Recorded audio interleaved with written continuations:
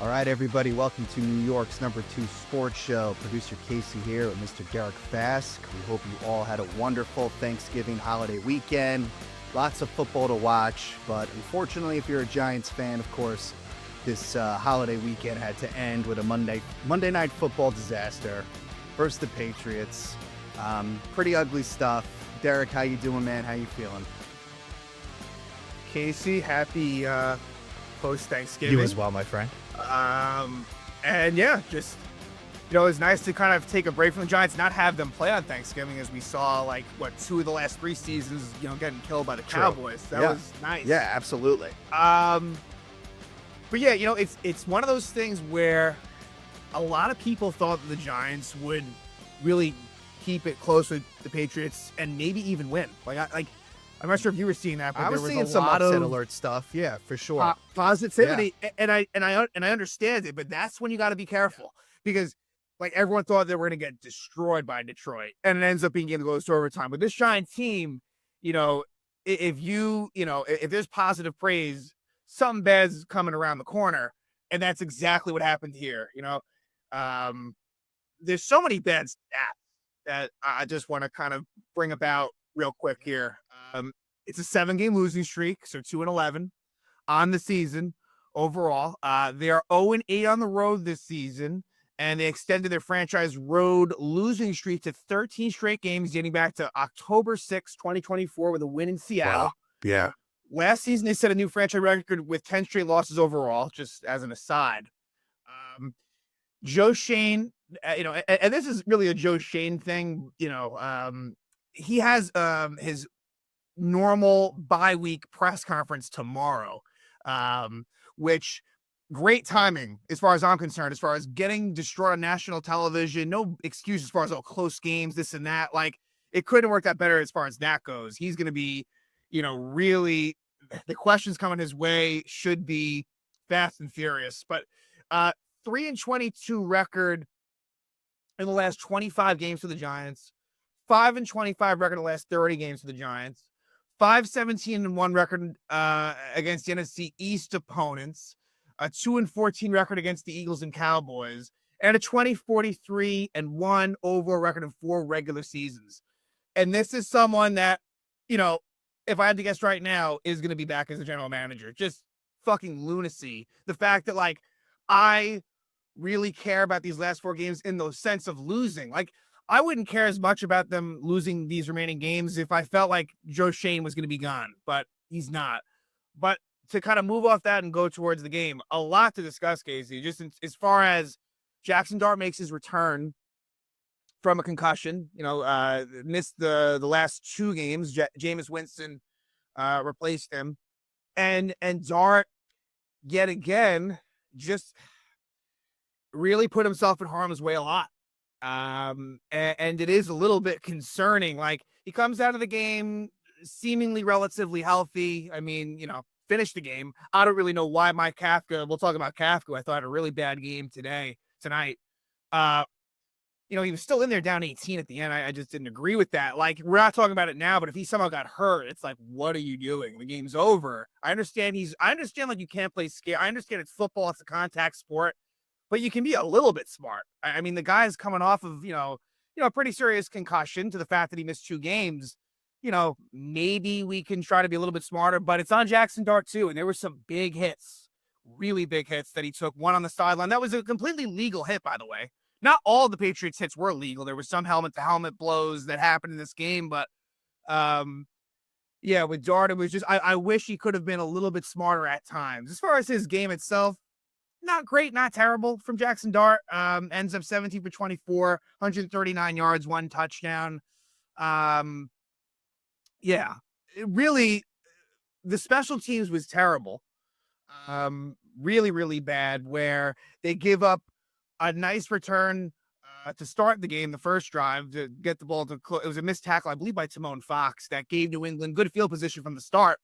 And then it's a 94-yard punt return touchdown for Marcus Jones, where, Gillen's punt, he kind of outkicked the coverage in a pretty easy, he ends up down the sideline. Gillen is unable to push him out of bounds.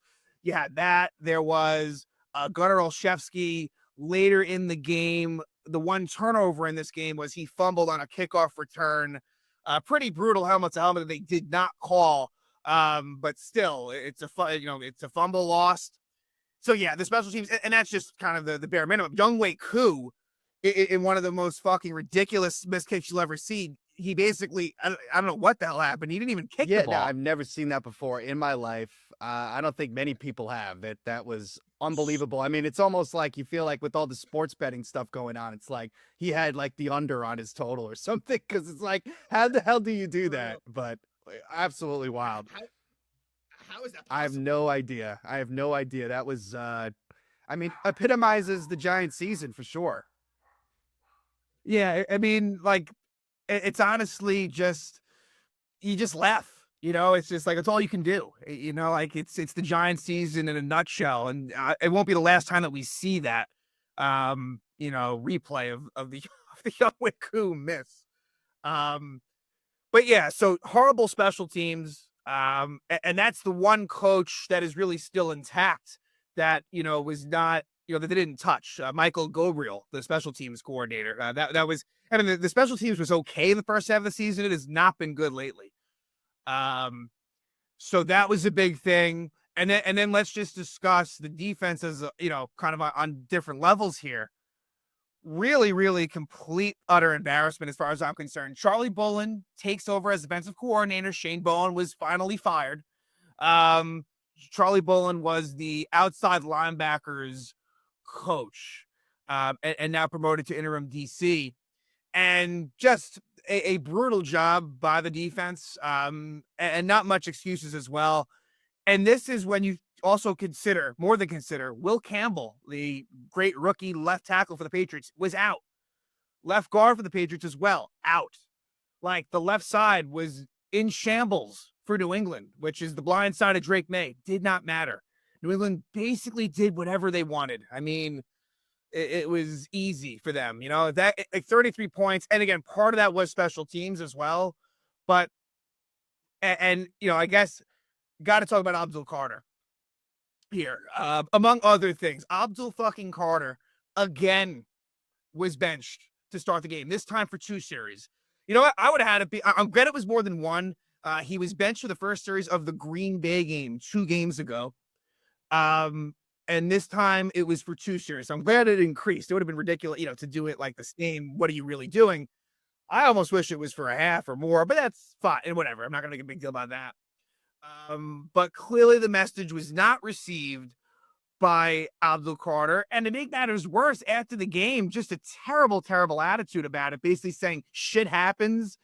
And, I guess later on he says, I've just got to be better. It's as simple as that.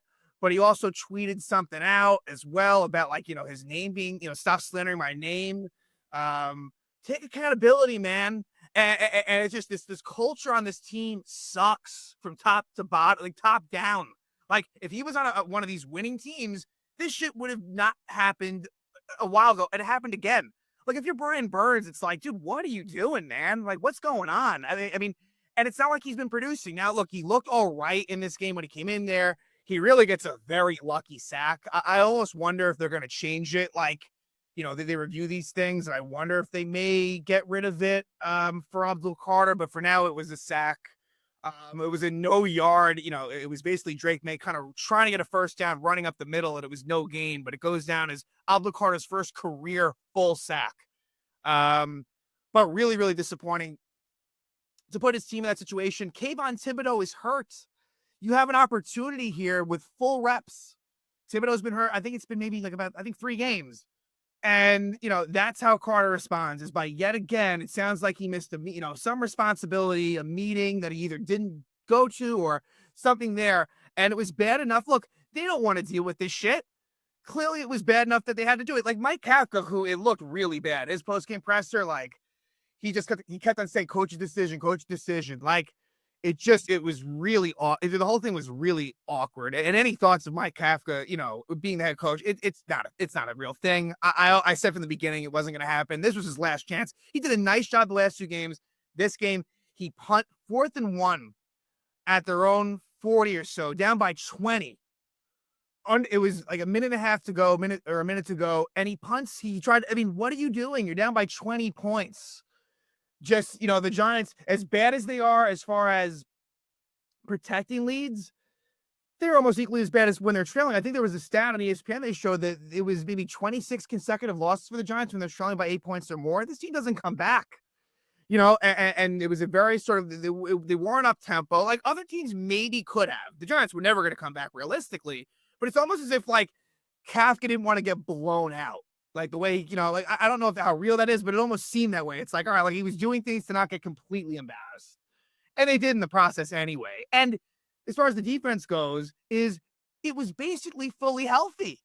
Paulson Adebo was back. And Paulson Adebo, like, we were talking about how, he was, how they missed him, and they did. But, like, that was a signing this offseason. The signings by Joe Shane were horrible. Paulson Adebo did not have a good game. I understand it was his first game back. But your secondary was basically fully healthy. Tyler Newbin was back. Javon Holland. It was the whole normal crew. Dexter Lawrence, another game where you don't even notice him. I know he was dealing with an injury, but it's like, what has he done? Brian Burns has been quiet. It's the same old story. It doesn't matter who the coordinator is. It's just not a good roster. Plain and fucking simple. So, like you think about it, Adebo signing, Javon Holland, Roy Robertson Harris, Chauncey Golston. That's just to name a few. Like these are not great players, especially compared to like the value that they were signed. It's not requisite. It's not understanding talent. If you're Joe Shane, like we can blame the coaches all we want, and that's part of it, but like it's just not a good team. Yeah, I mean, it's ugly, man. And like you said, Kafka just basically looks like he's in over his head at this point. And I mean, I guess the reason why they held on onto Bowen for as long as they did is because they really had no one to fill up his spot. Because look, it's the first game without him, and the defense looked just as bad as it's been. So, it's just an ugly thing all around. And the issue too is, Derek, it's like, after this bye week, which is definitely much needed, I think we all need a break from Giants football for a week. But, the 4 games when they come back, I mean, there's a couple on here that are completely winnable games at this point. Absolutely. I mean, you've got, Absolutely. just to look ahead here, because obviously once this game hit the halftime, was basically garbage time for the whole second half of this Giants-Pats game. So anyway, Commanders, then Vikings, Raiders, and then Cowboys, who I guess there might be a chance that there's a chance that game doesn't mean anything for the Cowboys, and you guys have a chance of winning that. So, for this whole Shane narrative that we're talking about, it very much favors him right now.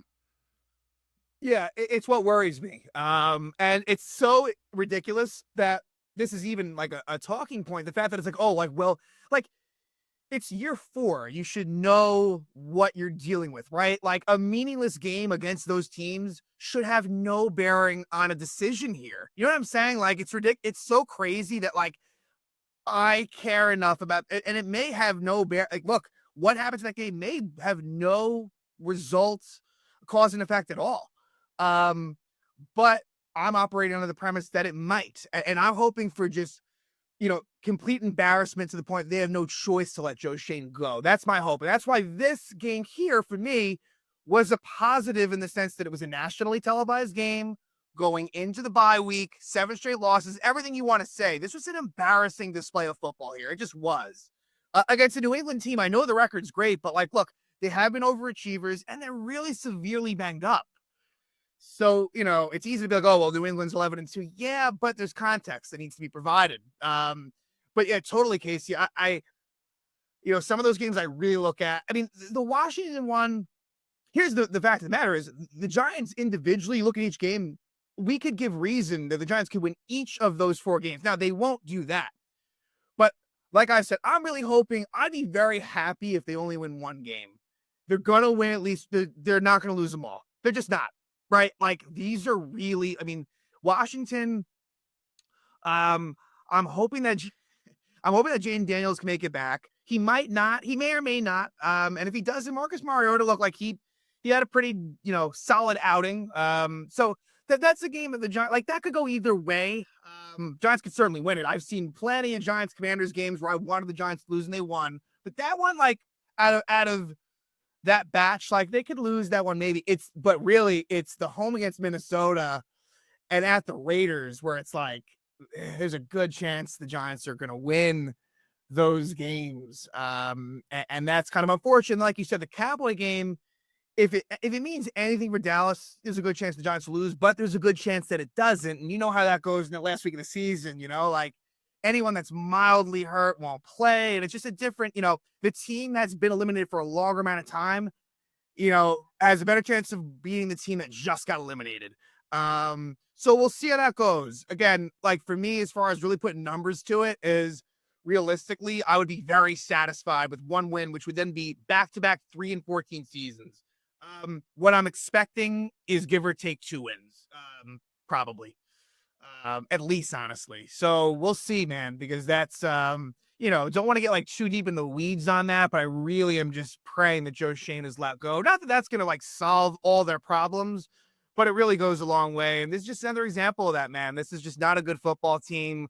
In so many regards, it's just embarrassing. But hey, man, as Abdul Carter says, shit happens. Exactly. Yeah, you just got to adopt his philosophy on things. You know what I mean? Shit happens. Right. I mean, yeah. That's what we just got. That's what this organization preaches. It's excuse making all the fucking time, right. And and it's never taking accountability. Oh, Joe Schoen, he's a great GM. You want to know why? Because basically their operations went from being completely archaic to, wow, Joe Schoen has improved upon technologies. He's actually brought in modern day systems into the organization. Wow. Yeah.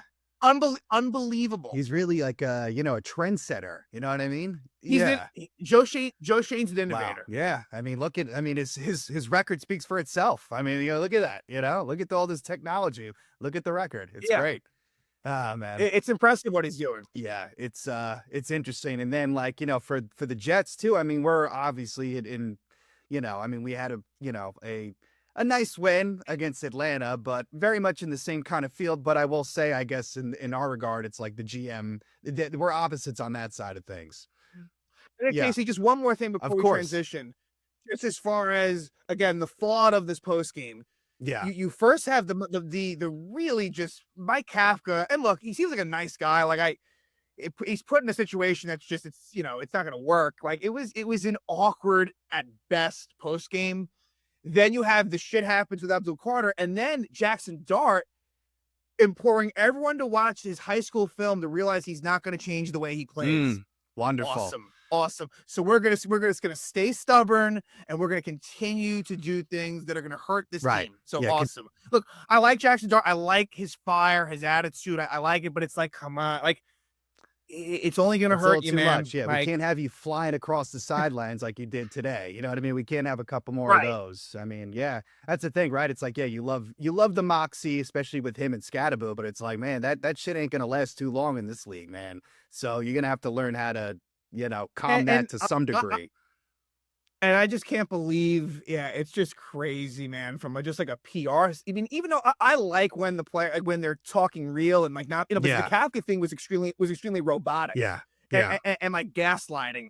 Whereas just with Dart though, it's like you gotta have a little bit of wherewithal to know, like, he's basically saying like, I played this way my whole life. It's like, yeah, but it's a little bit, high school ball, it's just different. Like, you can really get fucking totally killed out there. The way he's playing, it's like he's got so much talent. And I'm not saying that you want to take everything away. I'm not saying that, but like Drake May, the way he played, he is so good. Yeah. He is so fucking impressive. Every little thing he does, there's just, it is fantastic. And I really wanted Drake May so badly. And it's ironic that Tommy DeVito this week saying, I hope we blow out the Giants.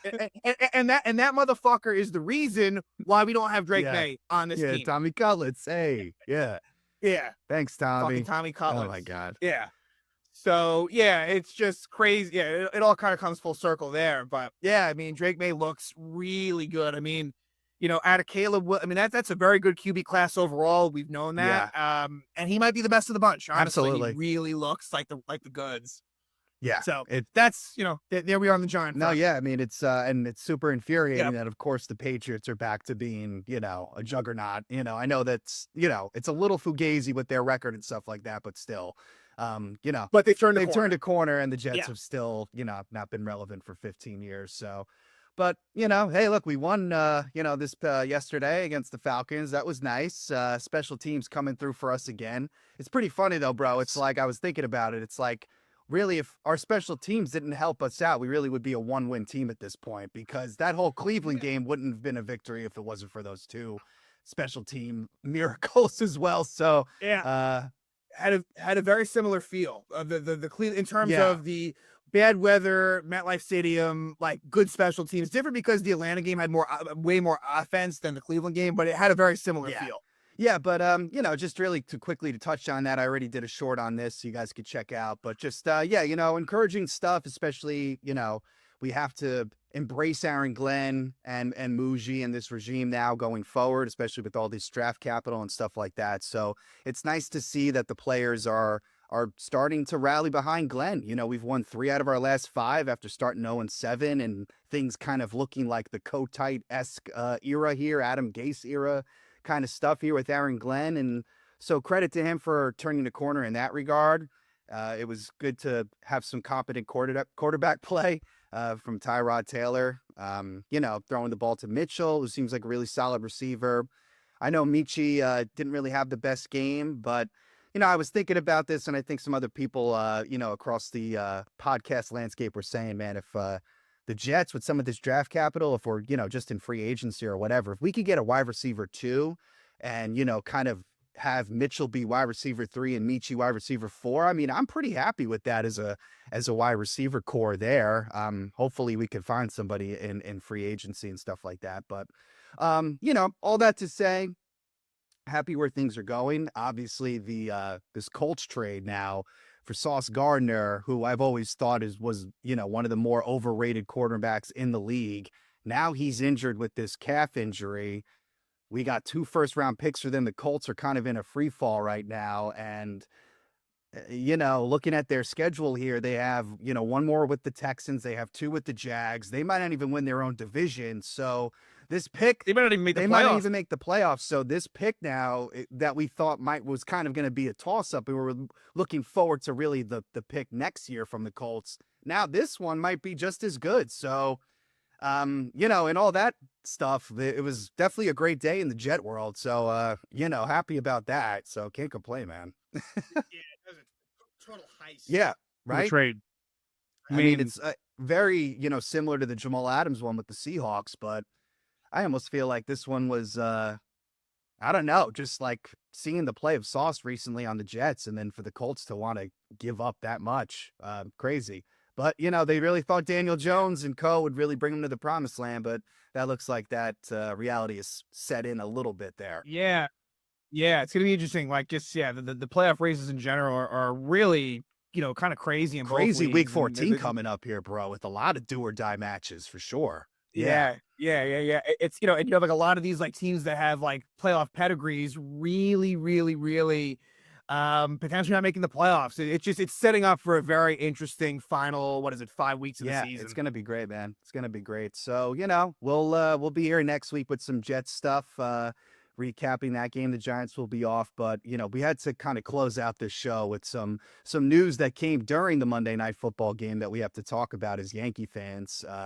Devin Williams is gone, the guy who bitched about the Yankees' beard policy, their facial hair policy, got that policy removed, had, the worst year of his career with the New York Yankees, decided, you know what? Fuck you guys. I'll see you later. I'm going to go sign with the New York Mets for 3 years for $51 million. So that's that, bro. Your thoughts? Yeah, unbelievable. Yeah, it's ironic that he stays in New York for someone that really I felt like would really do a lot better in not as big a market. Yeah, like a Sonny Gray, Cincinnati Reds kind of situation. Exactly. Yeah. So there's no denying Devin Williams' ability. It was really a major struggle with the Yankees last season. Even though, look, he like in a setup role, he was, and maybe this speaks more to the bullpen than Devin Williams, but he did become more reliable. And in the small circle of trust. I mean, Bednar was the clear closer. And really after that, Devin Williams sadly was probably like the second or third most trusted reliever. But again, that speaks more to the bullpen. It was a really, by and large, bad season for Devin Williams. I do think that, playing in New York did factor into that a little bit. And yeah, I mean, it's just funny that yet another Yankee signs with the Mets. We've seen that a lot lately, with certainly varying degrees of success and, obviously different levels of caliber of player. But man, I mean, either way, I mean, that's a lot of money for a setup, man. That's what I'm But saying. obviously, Yeah. And so if the Mets do bring back Edwin Diaz, obviously that, it's a much better situation. But if they don't, and Devin Williams relied upon as the closer, that's kind of scary. I mean, and Met fans should know this well with the Pete Alonso home run a couple of seasons ago, in the wild card game in Milwaukee. So yeah, it's just kind of funny. You can't make this stuff up that Devin Williams signs a 3-year deal with no opt-outs or anything. It's a straight 3-year deal with the Mets. So we'll see how that goes. But, I don't think he was someone that we wanted back, after experiencing what we did this past season. No, absolutely not. I mean, yeah, we were expecting much bigger things from him. We thought he would be the guy for us, and never lived up to expectations. So we'll see. But yeah, I mean, I'm, as someone that's hoping that Diaz might jump ship to the Mets crosstown rivals to us. This definitely bodes well for us, bro. I got to say. I mean, I feel like this is an opening for the Yankees here to seize this opportunity. That would be pretty sweet, right? Like if, let's say, some of the Yankees got him, and we'll see, right? We'll see. It's tough There's to still say a at lot. this I point. mean, Dodgers, Toronto. But There's a lot of actually, people in play here. Yeah, exactly. But if it ends up being kind of a Devin Williams, in essence, obviously money wise, it's different, but a Devin Williams for Edwin Diaz swap, yeah, would be pretty awesome. Would be great. I'm down. Yeah, that would be sweet, man. But yeah, I mean, do you think we have Cody Bellinger in the mix here? I mean, he might be going to the Mets, so I guess we got to see about that. I mean, do you think he'll be the next chip to fall, really, here? Is there anything you've been hearing? It's hard. Yeah. It's hard to say. It feels like Bellinger, like what happens with him might be sooner than, let's say, like a Kyle Tucker. Yeah. It's so tough with the baseball offseason. Winter meetings is not far away, and that can, be a point in time where there is a bit of action, right? Like, so yeah, maybe, yeah, I do kind of feel like Cody Bellinger could be one of the next big names to come off the board.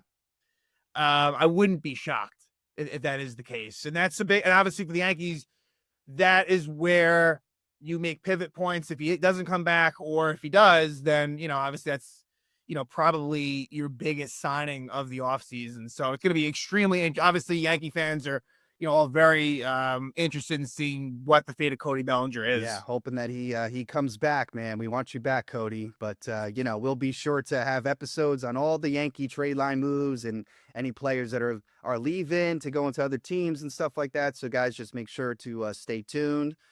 Derek and I will be back in the saddle next week with the Jets as they play the Miami Dolphins, which will be, I'm sure a great game that we'll really enjoy watching.